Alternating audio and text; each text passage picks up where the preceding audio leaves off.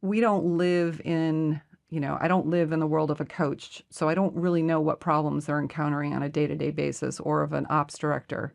But if you go out there and have a casual conversation, you show up at a game, you see someone, hey, how's it going? You will hear these things. You will hear about the problems. And that's really, I think, the sweet spot for a consultant is to kind of pick up on those cues. Hmm. And now you can, figure out, okay, what are some ways that we can solve those problems? Hello, and welcome to Behind the Screens, IT at ND, the podcast that takes you behind the scenes of the IT solutions consultants at the University of Notre Dame. Here, we explore the challenges they face, the innovative solutions they provide, and the tips and tricks that can help you make the most out of your technology. I'm Krista, Manager of IT Marketing and Communications in the OIT. And I'm Scooter, Director of Information Technology for the College of Arts and Letters. We're thrilled to have you with us today.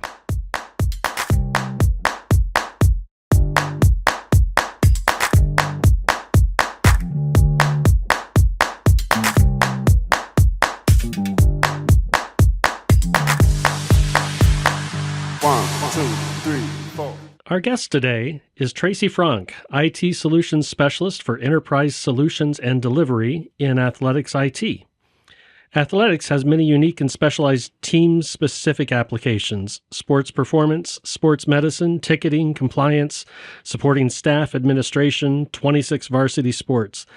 They manage a lot of customer care projects, process improvement, business analysis, and department project implementations.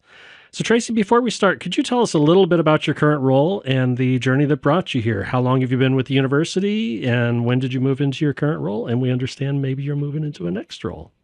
Hi, I'm very excited to be here today, so thank you very much. I've been at the University of Notre Dame for a little over 7 years, and I've been in athletics that entire time. And I have done too many projects actually to count.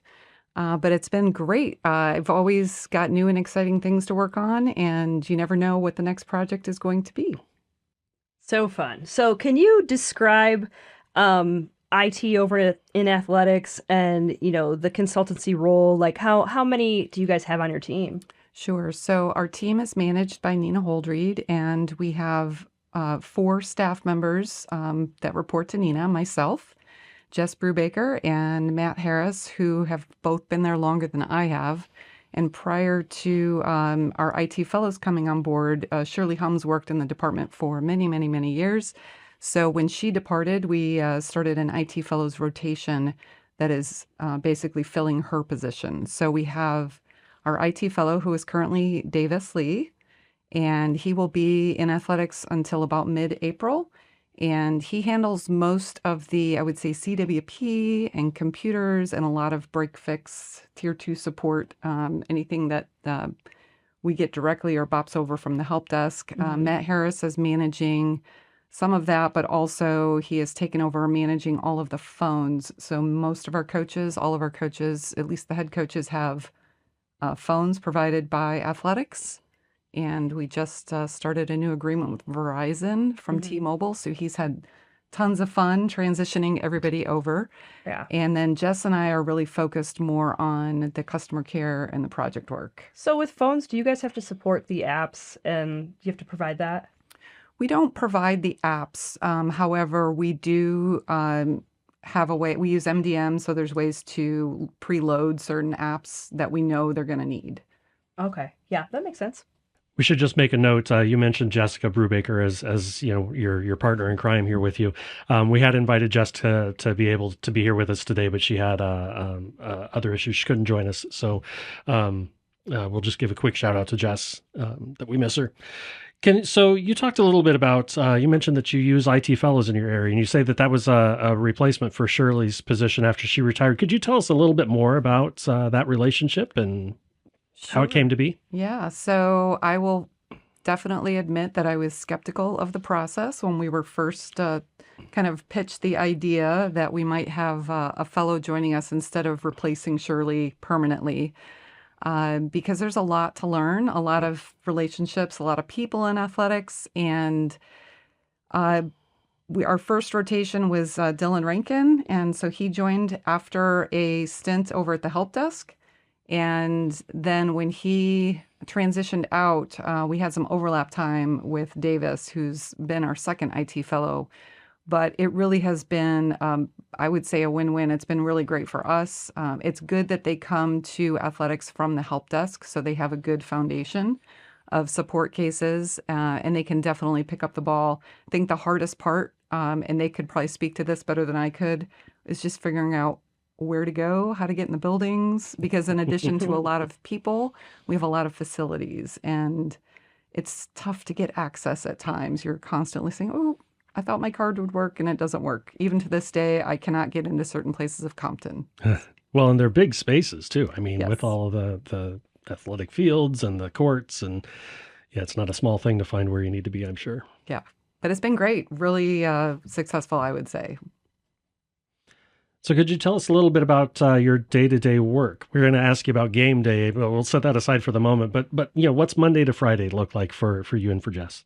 So as an IT solutions consultant, it's probably a little bit different than maybe what Matt's doing or Davis is doing. But I do a lot of planning. So I plan at the end of the day. I will plan on Friday and try to figure out, okay, what are the big things that I need to get done coming up? So I use Google Tasks tied to my calendar, and I will lay out tasks of what I want to get done. But most of it is related to some kind of incoming request, whether it's something that comes through the help desk or service desk, I should say now, and it requires a little bit more work. We also manage all of the incoming requests for software. So any software request that goes into our contract management system, either Jess, Nina, or I review. We may have to do a request for a security assessment, lots of conversations with people, but really just trying to knock out, the project work. A lot of it is getting others to do work on behalf of athletics. So that's also part of it, a lot of project management work.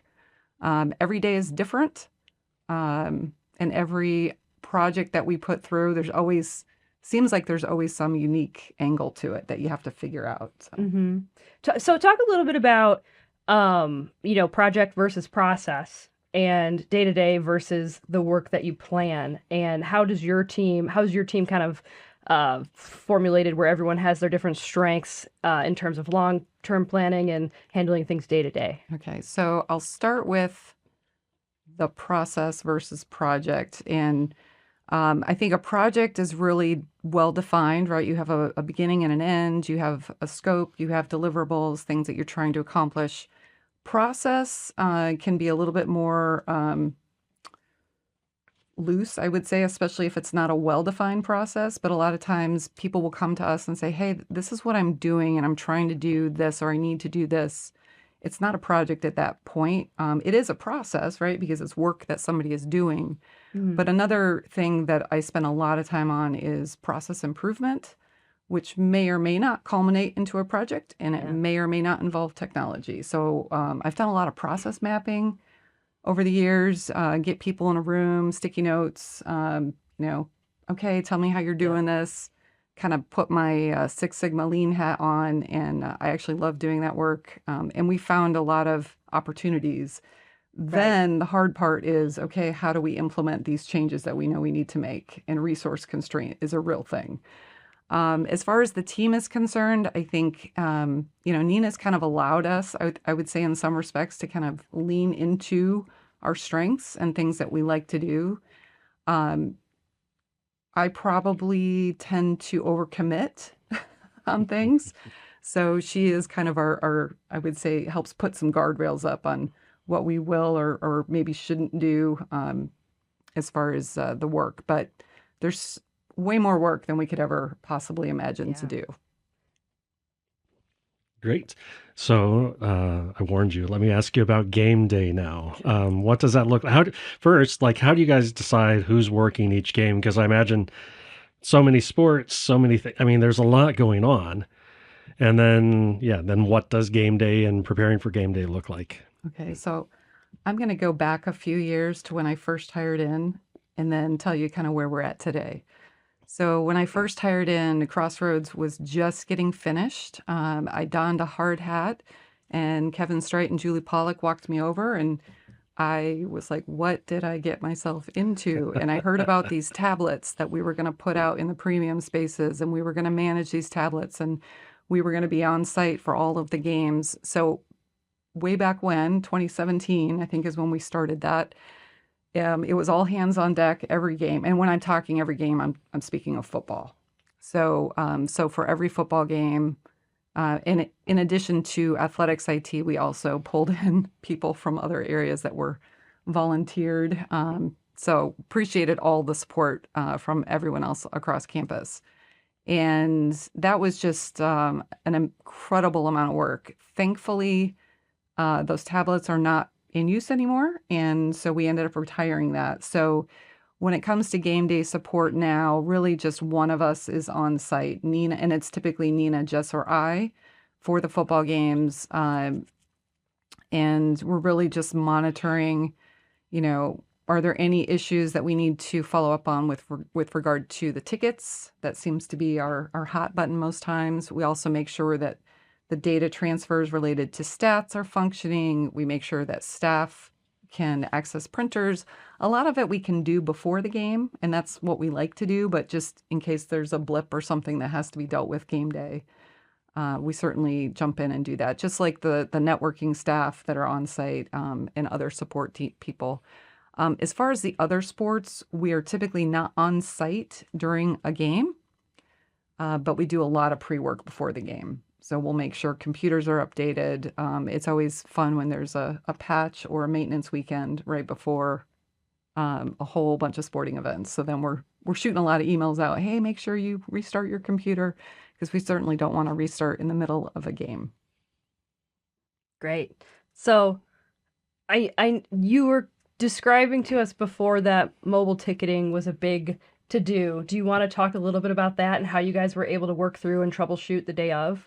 Sure. So a few years back, I think it was around COVID, maybe before, I can't remember, but we transitioned away, athletics did, from paper tickets to mobile tickets. And that in and of itself, just because people like their physical tickets, was kind of a change management issue. And the ticket office, they did the majority of the lift. But of course, we were out there helping to support. And I think when we first switched and transitioned, a lot of schools were going through this, but our ticket vendor actually went down. I don't recall the root cause of that, but so then you're trying to figure out, okay, what do we do when you can't get your mobile ticket? The ticket office did have a way to print paper tickets, but you're basically just trying to get everyone to calm down and yes, we'll get you in. It'll All be okay. 85,000 people, right?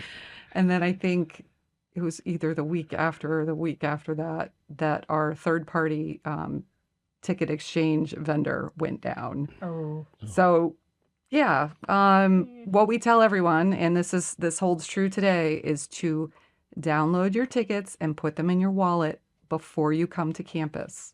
Don't wait till you get here. And if you come here and you haven't done it, and you cannot get a good cell signal or Wi-Fi connection, and that's something that networking has been doing a lot of work on to improve. That's part of it was just directing traffic. So I would sit out at I think it was gate 3 or gate C, and there was not a good Wi-Fi signal outside the stadium. So I would send people over to the Joyce and say, go over to the Joyce, download your tickets, put them in your wallet, and come back. Boy. Those fans were not very excited about I'm that. sure that's not what you were expecting. But it is tour. Yeah, it has gotten so much better. That That's good. was a few years ago, and honestly, the mobile tickets and being able to exchange them is a really slick process. Mhm. I'm sure like the literacy growing throughout the general public is helpful as well too, right? Is that Absolutely, Yeah. yeah. And I think it's just the trend of Yeah. how everything's going. If you go to a Ticketmaster, everything's mobile at this point. Mhm. Not everything, but most Yeah. things. Most things. And now that they've done it once and maybe had the frustration of not doing it as well as they wanted. Now, hopefully, they're Right. better prepared as they come Yes, to and we future could all games. look to Ticketmaster, who never breaks. Ever. Right. Or overcharges. Right. Well, that for sure. So let's talk a little bit about your team relationships. You say you've got 4 people on the team. Um, how do you handle day-to-day communications? Are you, and like assigning things out and just kind of getting daily operations done? Are you using chat, email? How do you make that work? Yeah, so we use ServiceNow for the ticket intake as well as our customer care, which helps keep everything tracked. We have our own board that we created, so we can reference that. I pull that up every day. We have a huddle twice a week, Tuesdays and Thursdays. So our teams stand up, although that's all on Zoom now. Used to be in person. So we will talk through primarily the work, the tickets or any work that's come in, any crazy emails that anybody got. And not everyone on our team, but someone from our team regularly attends ARG and then communicates out to the team, hey, here's what's going on, here's what I learned. We meet as a team typically monthly or twice a month. And then I would say Jess and I currently sit in the same office, which has actually been great. It's hard for us to all sit together. We're kind of spread out. For the first half of my time or more than that, I sat in the ticket office, kind of separate from the team. And now I'm in with Jess. So we'll frequently kind of lean over and say like, hey, how would you handle this? So that's great to collaborate with her on that. But, and chat, of course, we'll chat back and forth. Yeah, gotcha. So over in athletics, what sorts of bigger pieces of enterprise software do you guys have to utilize that no one else has to really support?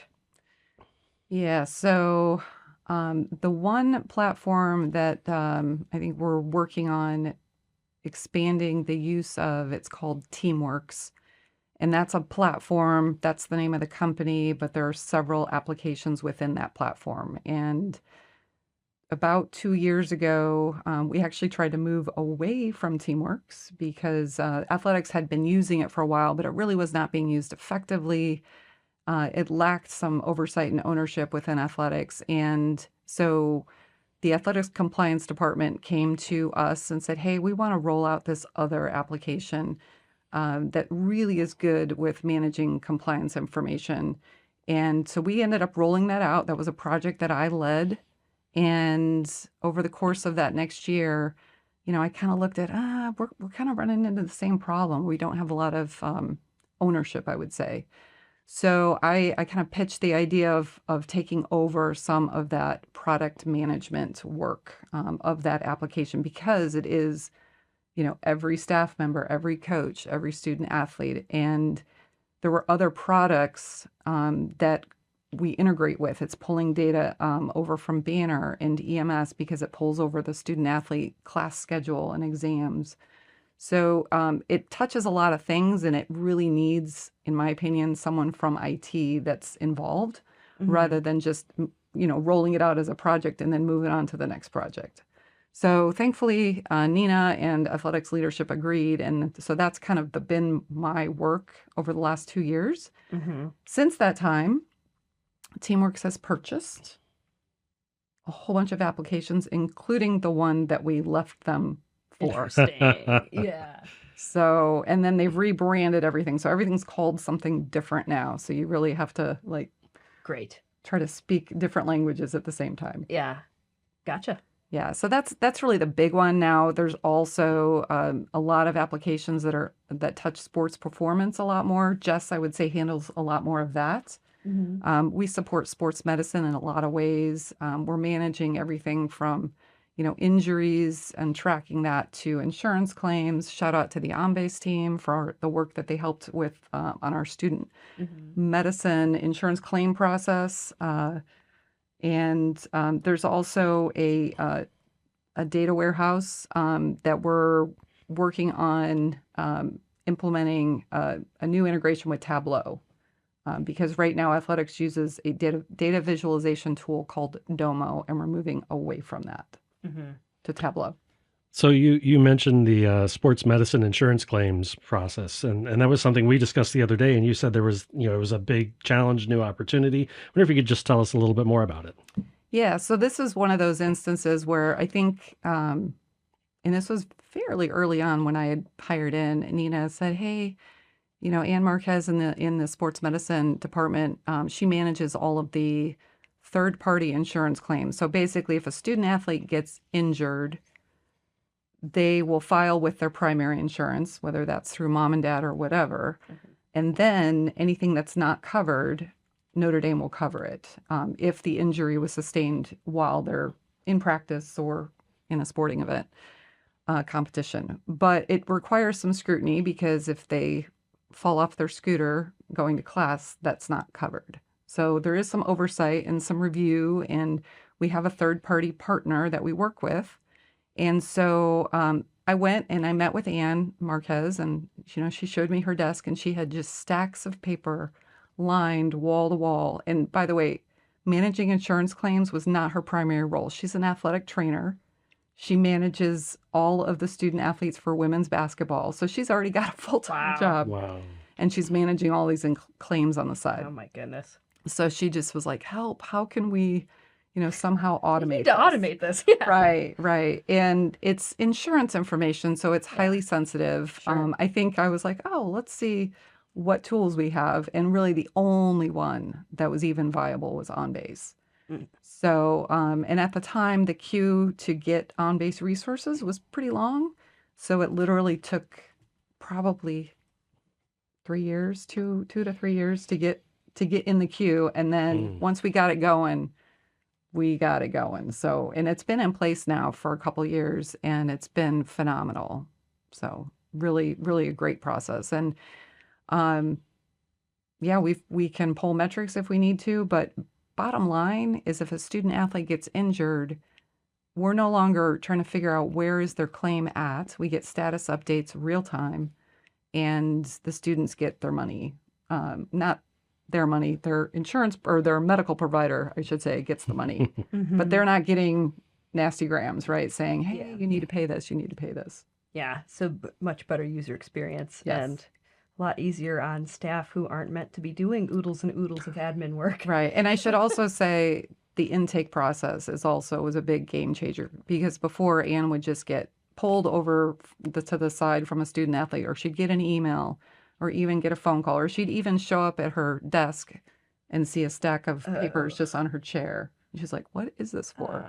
Now we have an intake process through an OnBase form, and that puts everything in OnBase, and then it can get reviewed, and then it can be sent to our third-party provider, all through the system. So much better. So much better. That's the kind of project, we look for those process improvements so much of the time. And I know sometimes people bring some anxiety to it, saying, "You're going to automate me out of a job." But I can imagine her being very excited she was to be thrilled. automated out of that job. Yeah. Yep. So you've made these changes through the Teamworks platform. You went back to square one, they rebranded everything, and you're right back to where you were again. But it sounds like a very big platform with a lot of things going on. I'm assuming there must be, changes on the horizon or new challenges coming up. What's next with Teamworks for you? Yeah, absolutely. So there's a brand new project going through stewardship as we speak, and it is basically to launch one of the Teamworks applications called Hub, and it is what it sounds like. It is kind of the hub of the wheel, where all of the other applications will then pull data from or authenticate through. So we currently have I mentioned we have banner data and EMS data going to what I would call our compliance and recruiting application. And that now has to move, or some of it has to move to Hub. So that is a project. And in addition to that, we have several other applications that have been acquired by Teamworks that we were already using in some way, shape, or form, but now they're under the Teamworks umbrella. So single sign-on is a big one that we're going to have to work through. And then there's a bunch of other apps that we're looking at, I should say athletics is looking at, with the evolution of name, image, likeness, and the NCAA settlement agreement that is still not settled, but we anticipate something is coming for 2025, 26, where there's going to be a lot of money involved that will have to be managed. And Teamworks is providing solutions to manage a lot of this. We just have to decide where we plan to go with it. So Tracy, you described for us, the role that you've taken on as product management for Teamworks. And we understand that you might be moving into another role that has something to do with product management on a small or a large scale. Maybe you could tell us a little bit about what's on your horizon. Yes, so I was recently hired to be the new cloud collaboration platforms manager. So essentially, I will be taking over John Kelly's role, who will be retiring in early January. Congratulations. Congrats. Woo. Thank We're you. looking forward to welcoming you to the ITC. Yes, so I will still be in OIT, right? Because I'm in OIT, but instead of supporting athletics, I'll be supporting campus and have a team to help with that support. Because it's definitely not something I can do on my own. Yes, you will be in Google land. Google, Microsoft 365, Yeah. GitHub, Emma. So I'm learning. Box is another one. Yep. So I'm spending as much time as possible over the next 6 weeks or so trying to learn everything I can, basically suck all the information out of John's brain. Yes, absolutely. Which is no small feat. No, there's lots there. Well, congratulations to you, Tracy. And John Kelly, if you're listening, congrats to you on your upcoming retirement. We will miss you. Absolutely. Great. So, do you want to talk a little bit about what it was like during COVID? Yeah, so COVID was really interesting because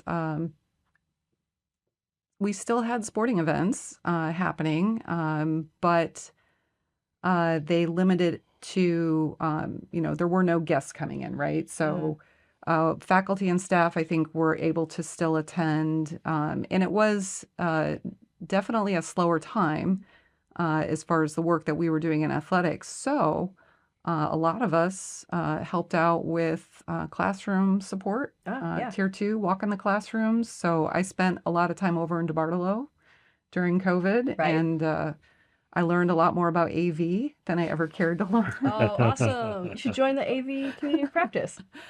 So, but great experience. Kind of brought me back to my days of working at Valparaiso University because I hadn't done a lot of that since I came over here. But I really, just the fact that they were able to continue classes and continue athletic events during that crazy, unprecedented time is really impressive. Yeah. So in working with the coaches, there's, obviously a vast array of coaches, both kind of like out there in the public spotlight, and then we've got our assistant coaches and special teams and things like that. So can you talk a little bit about what are those relationships like? Sure. So first of all, I'll say our coaches are amazing, and I think shortly after Marcus Freeman was announced as the new head coach, I literally turned a corner in the Joyce Center and almost ran into him. Thankfully, I did not actually run into him, but very, very kind. And he really made a point of making sure that, staff felt that there wasn't this barrier, right, between staff and the coach. Now, that said, when I'm working with coaches, especially the football coach or, the head men's, women's basketball coach, I'll work more with their ops folks, director of ops. Yeah. So football being such a huge organization has their own kind of tech director, Tim Collins. So we work a lot with him, not necessarily directly with the coaches, but, when it comes time to transitioning a phone over, Matt needs Marcus Freeman's phone and he has to update it, transition it over to Verizon. So we do work with them. We're just, the white glove and, making sure that we're working around their schedules. I think that's the big thing. Their schedules are all over the place, and we need to, stay late, come early, workaround practices, whatever is needed to actually provide the support that they need. Yeah. So with all the advancements in technology and especially the specialized things you're working with, how do you stay up to date with all the latest trends and solutions? And yeah. Yeah, so I do a lot of reading. I try to attend, all of the opportunities as far as webinars and things, but there's a lot of subscriptions that I get related to athletics technology. I had the privilege of going to the NCCI conference this past summer. Oh. And that's really focused on change management for higher education. And what's interesting is I was probably the only representative from athletics. I think most people that were at the conference are from a central, administrative or IT role. But it really impacts everything that you do. So, not gonna lie, it's tough to stay on top of it. But and I think something like ARG or even the emails that go back and forth or the chats, we can learn from each other all the time. Yes, absolutely. All the time. So keeping those lines of communication open is very key. Yeah, that's definitely helpful to be able to like see what is everybody talking about, what are some of the biggest issues facing us, for sure. Is there any sort of organization for athletics IT, across multiple universities? Oh, she laughs. Well, so before I went to the NCCI conference, Nina and I were talking, and she's like, "Well, see what other conferences are out there related to athletics and technology." Now, there is one called SEAT, and I'm drawing a blank on what it stands for. Something entertainment and arts technology. Anyway, it really isn't the kind of IT work that we do. It has a lot more to do with fan experience or, how can we engage our fans? There's a lot of ticketing type things, but not necessarily the kind of work that we do. There's not a lot, honestly, that touch on it. There's athletic director conferences, operational type conferences, but when you talk about technology and how you can use that to improve athletics, there's some sports performance ones. So but there's not like one. Yeah. So it's a little bit of a struggle. Yeah. Gotcha. Okay, great. So is there anything else that you want people to know about IT consultancy work in the world of ND athletics or even just in Notre Dame in general? Yeah, so I think one thing as a consultant, and it's a very, what is a consultant, right? It can be kind of vague at times, but it's important that you try to get out of that break fix mindset. It can be really, really hard because that's a lot of the work that we've done. And I think others even view athletics IT as kind of that break fix kind of person. And that doesn't mean you can't do that work or shouldn't do that work, but you got to think a little bit bigger. And you also have to, I think, be a little bit more proactive in your approach. So we don't live in, I don't live in the world of a coach. So I don't really know what problems they're encountering on a day-to-day basis or of an ops director. But if you go out there and have a casual conversation, you show up at a game, you see someone, hey, how's it going? You will hear these things. You will hear about the problems. And that's really, I think, the sweet spot for a consultant is to kind of pick up on those cues. And now you can, figure out, okay, what are some ways that we can solve those problems? There's processes all over the place. Again, we just have to be careful that we're not overextending ourselves. Yeah. But it's never hard to find opportunities. You just have to be proactive about seeking them out at times. Sure. It sounds like relationship building is incredibly important 100%. Yeah. That is probably the biggest key because, if people don't know who you are, they're not going to come to you or even understand what you can possibly do to help them. And that's really the role, right? Is to help them do a better job in their role, really in the end to serve the students, or in this case, the student athletes. Yeah. Okay, now it's time for Consultant Quirks, where we ask our guests a few fun rapid-fire questions. So, Tracy, which fictional character do you identify most with? So the one that comes to mind is Wonder Woman.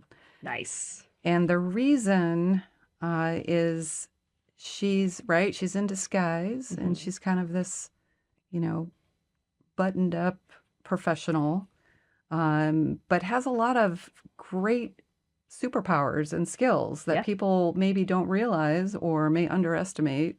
Maybe because she's a woman, I don't know.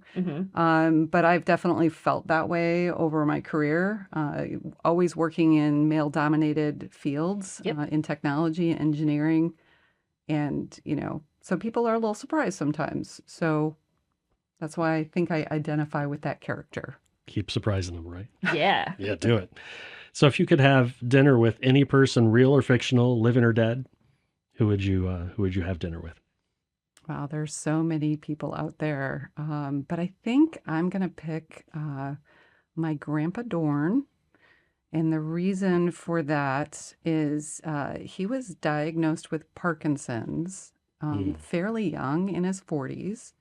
So by the time I knew him, he couldn't walk, he really couldn't speak. But I've heard so many amazing stories about him and just how he was a parent to my dad and his 5 sisters and the things that he would do. He was a missionary pastor and he spoke multiple languages, but he was also just very interested in science and technology. So I have old movies that my grandfather took of my dad and his siblings, Cool. and movies of the World's Fair when it was in Chicago in the early 30s. Wow. From my grandfather. So I would just love to sit down with him and just talk to him because For I never sure. could really have that conversation. Yeah. So Yeah. Cool guy. That sounds like it would be very, very neat. Sounds incredible. Yeah. So what book would you recommend everybody read and why? So I do love children's books, and in fact, I'm probably going to talk about this at an upcoming change management community of practice event that's coming up. But there's a lot of good books and things that we can learn from children's books, but a lot of the Dr. Seuss books, I just love them. I think they have so many life lessons in them. Green Eggs and Ham is a good one for change management. Try new things. Sneetches, if you've ever read that one. It's one of my favorites. Yes. So I just love Dr. Seuss books. So I would say read them all. That's a great answer. I Yeah. love it. They are awesome books. Awesome. Well, hey, Tracy, thank you so much Yeah, for thank joining you. us today. This has been a lot of fun. We've really enjoyed having you on. Thank you very much. I appreciate it. It's time for tech tips and tricks. And at this point in the show, we're going to highlight tips and tricks that we learn from you guys, our listeners. So we would love to hear your ideas. And if you can email us at btspodcast.nd.edu, we will be able to feature your tech tips and tricks. And one that was in IT Matters recently was about Google Docs now having Docs tabs, which is really, really great because instead of having one single doc for each thing, you're able to have almost like a notebook of docs, which is great because who carries around just lots of loose leaf pieces of paper, right? So it makes sense that something would work that way. And if you've used Microsoft OneNote, which has been around for several years, you could now experience the joy of that in your Google Docs. Oh, that's great. Yeah, I know a lot of people use that to collect a lot of different notes, a lot of different places. And so I've seen it, haven't played with it a lot yet, but it looks really, really cool. Yeah. If you've got other ideas for our show or have ideas for topics or would like to be a guest, please just email those ideas to btspodcast@indy.edu. And if there's anything else new, exciting, frustrating, or inspiring happening in your IT consultancy world, please share that with us too. We'd love to hear your insights and ideas. Join us next time when we speak with Elizabeth Zickraft, the Director of IT Culture and Engagement, about the IT Fellows Program and how to create a professional development plan to support your professional growth. We're also going to have Tracy back for that episode because she's going to talk to us about some of the things that she's been able to do over the last couple of years that have really, contributed to her professional growth, and it's really solid advice for everybody out there. So until then, thank you for listening. Thanks, everyone. Thank you. Signing off from behind the screens, IT at ND. Stay tech savvy, Notre Dame.